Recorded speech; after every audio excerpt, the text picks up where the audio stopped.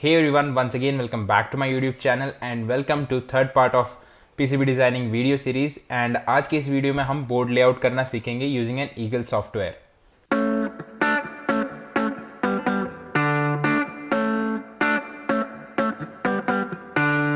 हमने last video में schematic कैसे डिज़ाइन करते हैं सर्किट का वो सीखा था, और आज हम बोर्ड लेआउट करना सीखेंगे ईगल सॉफ्टवेयर में। एंड ये एक बहुत ही इंपॉर्टेंट स्टेप है पीसीबी डिज़ाइनिंग में, जैसे मैंने ऑलरेडी मेरे प्रीवियस सेशन में या फर्स्ट वीडियो जो था इस सीरीज़ का उसमें बता रखा है। तो आज हम वही इंपॉर्टेंट एस्पेक्ट सीखेंगे पीसीबी डिज़ाइनिंग का, बोर्ड लेआउट। तो चलिए लेट्स गेट स्टार्टेड। एंड अगर आपने इस YouTube चैनल को अब तक सब्सक्राइब नहीं किया है तो प्लीज़ सब्सक्राइब कर दीजिए, एंड अगर बेल आइकन को प्रेस नहीं किया तो बेल आइकन को प्रेस कर दीजिए, सो दैट आपको कूल टेक्नोलॉजी वीडियोस के रेगुलर अपडेट मिलते रहे। अब मैंने लास्ट टाइम जो स्कीमेटिक डिज़ाइन किया था हमने वो ओपन किया है, एंड अब हम बोर्ड फाइल जनरेट करेंगे ये स्कीमेटिक से। तो उसके लिए आपको फाइल ऑप्शन में जाना है, एंड फाइल में आपको एक ऑप्शन दिखेगा स्विच टू बोर्ड, तो वो ऑप्शन आपको सिलेक्ट करना है। तो मैं ये ऑप्शन सिलेक्ट कर देता हूँ। तो ये मेरा बोर्ड फाइल जनरेट हो चुका है ये स्कीमेटिक से, एंड अब मैं यहाँ पे अपना बोर्ड लेआउट कर सकता हूँ। तो यहाँ पे जो आपको येलो रेक्टेंगल दिख रहा है वही हमारा पीसीबी बोर्ड होने वाला है, एंड इसका साइज़ हम इंक्रीज़ या डिक्रीज़ कर सकते हैं एज़ पर रिक्वायरमेंट। अभी फ़िलहाल के लिए हम इसका डिफ़ॉल्ट साइज़ ही रहने देते हैं, एंड हम हमारे कंपोनेंट्स ये बोर्ड पे प्लेस कर देते हैं, एंड उसके बाद में हम डिसाइड करेंगे कि हमें इसकी साइज़ इंक्रीज़ करनी है या रिड्यूस करनी है। तो स्कीमेटिक डिज़ाइन करने से पहले भी हमने कुछ टूल्स के बारे में सीखा था, तो यहाँ पे भी हम सेम चीज़ करेंगे। जो बहुत ही कॉमनली यूज टूल्स हैं बोर्ड लेआउट में, हम पहले उनके बारे में थोड़ा बहुत जान लेंगे एंड फिर हम बोर्ड लेआउट स्टार्ट करेंगे। तो यहाँ पे स्कीमेटिक डिज़ाइनिंग की तरह ही एक मूव ऑप्शन होता है, उसका काम भी सेम होता है। आप अपने कंपोनेंट्स को मूव कर सकते हो मूव ऑप्शन से, लेफ्ट राइट अप डाउन। तो ये होता है मूव ऑप्शन। उसके बाद में ऑप्शन होता है डिलीट ऑप्शन, जिसके हेल्प से आप किसी भी कंपोनेंट को डिलीट कर सकते हो अपने बोर्ड में से। फिर यहाँ पे और एक इम्पॉर्टेंट ऑप्शन होता है जो होता है राउट एयर वायर, या फिर राउट ऑप्शन कहा जाता है जिसके हेल्प से हम हमारे जो पीसीबी के ट्रैक्स होते हैं या फिर जो पीसीबी के ट्रेसेस होते हैं, जो एक्चुअल कनेक्शंस होते हैं कॉपर वायर के, उनका लेआउट कैसे रखना है हमें और वो बोर्ड में कैसे रहेंगे, वो ये ऑप्शन से डिसाइड होता है। फिर इसी ऑप्शन के एडजेसेंट एक और ऑप्शन है, वो है रिपअप नाम का ऑप्शन, और उससे आप क्या कर सकते हो कि आपने कोई पीसीबी ट्रैक लेआउट किया अपने बोर्ड पे और उसका लेआउट आपको सही नहीं लग रहा है और अब आपको लग रहा है कि आपको वो ट्रैक डिलीट करना चाहिए, तो वो आप इस ऑप्शन के हेल्प से कर सकते हो। तो ये तो है कुछ इंपॉर्टेंट टूल्स जो बहुत ही कॉमनली यूज़ करने वाले हैं हम बोर्ड लेआउट करते टाइम, और बाकी के टूल्स के बारे में आप सीख लोगे जब हम उनको एक्चुअली बोर्ड लेआउट के टाइम यूज़ करेंगे। तो सबसे पहले हम ये जो येलो रेक्टेंगल दिख रहा है उसमें हमारे कंपोनेंट्स को रैंडमली प्लेस कर देते हैं। तो उसके लिए मुझे मूव ऑप्शन सिलेक्ट करना पड़ेगा और फिर मैं एक एक करके कंपोनेंट्स प्लेस करते रहूँगा यही येलो रेक्टेंगल में। तो सबसे पहले मैं ये नोड एमसीयू को प्लेस कर देता हूँ बोर्ड में। तो मैंने इसको यहाँ पे रैंडमली सेंटर में प्लेस कर दिया है। अब मैं ये जो AC टू DC कन्वर्टर है उसको प्लेस कर देता हूँ इसकी एडजेसेंट साइड में। फिर मैं ये जो रिले दिख रहा है उसको दूसरे साइड में प्लेस कर देता हूँ यहाँ पे। फिर मैं ये LED का जो सर्किट है उसको प्लेस कर देता हूँ लेफ्ट हैंड साइड में ही, AC टू DC कन्वर्टर के साइड में ही।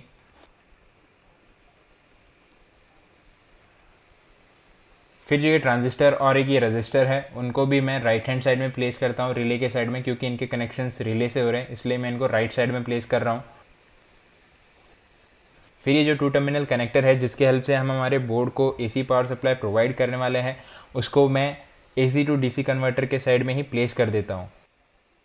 और फिर जो दूसरा वाला 2 टर्मिनल कनेक्टर है जिसके हेल्प से हम इलेक्ट्रिक बल्ब कनेक्ट करने वाले हैं, उसको भी मैं यहीं पे लेफ्ट हैंड साइड पे बॉटम कॉर्नर पे प्लेस कर देता हूँ। तो अब मैंने सारे कंपोनेंट्स को बोर्ड पे रैंडमली प्लेस कर दिया है, एंड अब आती है कनेक्शंस की बारी। बट कनेक्शंस करने से पहले हमें एक चीज़ कर लेनी चाहिए जिसके हेल्प से हमारे कनेक्शन सिंप्लीफाई हो जाएंगे। तो आपने इस सर्किट में अगर ऑब्जर्व किया होगा या फिर अगर आप किसी भी सर्किट में ऑब्जर्व करते हो तो आपको एक चीज़ पता चलती है कि आपके बहुत सारे कंपोनेंट्स ग्राउंड से कनेक्टेड होते हैं। तो अगर आप हर एक ग्राउंड के कनेक्शन को पीसीबी ट्रैक के हेल्प से करते हो तो कनेक्शंस में बहुत सारे कॉम्प्लिकेशंस आ जाते हैं, और वो कॉम्प्लिकेशंस को अवॉइड करने के लिए एक चीज़ की जाती है पीसीबी डिज़ाइनिंग में, और वो चीज़ हम पहले कर लेते हैं और फिर हम कनेक्शंस के साथ प्रोसीड करेंगे। तो वो चीज़ करने के लिए सबसे पहले हमें यहाँ पे एक पॉलीगॉन ऑप्शन दिखता है, तो वो पॉलीगॉन ऑप्शन सिलेक्ट करना है। और पॉलीगॉन ऑप्शन सिलेक्ट करने के बाद ये आपका जो येलो रेक्टेंगल है उसी रेक्टेंगल के साइज़ का आपको एक रेक्टेंगल क्रिएट करना है। और क्योंकि हमारा पीसीबी सिंगल लेयर पीसीबी है और टॉप मोस्ट लेयर पे ही सारे कॉपर ट्रैक्स रहेंगे, तो हमें यहाँ पे जो लेयर का ऑप्शन है, सिलेक्ट लेयर का जो ऑप्शन दिख रहा है यहाँ पे, जहाँ पे मैं अभी अपने कर्सर को मूव कर रहा हूँ, तो वहाँ पे आप टॉप लेयर को ही सिलेक्ट कीजिए एंड ये रेक्टेंगल आप क्रिएट कर दीजिए। तो मैं वो रेक्टेंगल बना देता हूँ अभी, और उसके लिए आपको जो आपके येलो रेक्टेंगल पे बॉटम मोस्ट कॉर्नर पे एक प्लस साइन दिख रहा है, वहाँ से आपको प्रोसीड करना है। तो आपके माउस को उस प्लस साइन के ऊपर ले करना है, आपको ओवरले करना है, एंड फिर वहाँ से लेफ़्ट क्लिक करके आपको एक रेक्टेंगल क्रिएट करना है, जैसे मैं कर रहा हूँ।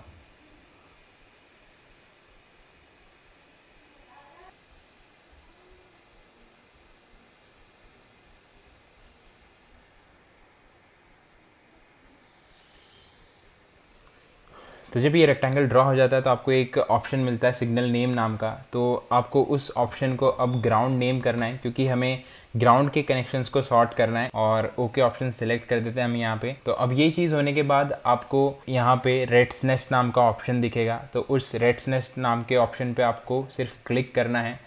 तो अब ये ऑप्शन सिलेक्ट करने के बाद आपको एक चीज़ दिखेगी यहाँ पे कि आपके जो सारे ग्राउंड के कनेक्शंस हैं वो ये जो रेड प्लेन हमने ड्रॉ किया है उससे कनेक्ट हो चुके हैं। अब वो इंडिविजुअली वायर्स जो आपको ये येलो वायर्स दिख रहे थे उनके हेल्प से कनेक्टेड नहीं है, अब वो जो है ये प्लेन के थ्रू कनेक्टेड है। जैसे ये एलईडी में सेकेंड टर्मिनल ग्राउंड से कनेक्टेड रहता है, तो अब आप यहाँ पे देख पा रहे हो कि ये प्लेन के हेल्प से कनेक्ट हो चुका है, यहाँ से कोई येलो वायर नहीं जा रहा कहीं पे। तो इस तरीके से हमने मल्टीपल ग्राउंड कनेक्शंस के प्रॉब्लम को सॉल्व कर दिया। तो अब हमें फर्दर कनेक्शंस करने के लिए हमारे व्यू को डिफ़ॉल्ट व्यू में लेके जाना पड़ेगा। अभी के लिए ये रेड्स नेस्ट को हमें हटाना है यहाँ पे, क्योंकि हमें बाकी कनेक्शंस भी करने हैं। तो इसके लिए आपको यहाँ पे टेक्स्ट बॉक्स में जाके रिप अप और जो सिग्नल नेम है आपके पॉलीगॉन का उसको नेम करना है। तो हमने यहाँ पे सिग्नल नेम ग्राउंड दे रखा है, इसलिए रिप अप ग्राउंड किया है मैंने। ये करते ही हमारा जो व्यू है वो डिफ़ॉल्ट मोड में चले जाता है, और अब हम बाकी के कनेक्शंस कर लेते हैं। तो कनेक्शंस करने के लिए जैसे मैंने पहले भी डिस्कस किया था कि हमें राउट ऑप्शन का यूज़ करना पड़ेगा। तो मैं यहाँ पे राउट ऑप्शन सिलेक्ट करता हूँ और अब कनेक्शंस स्टार्ट कर देता हूँ।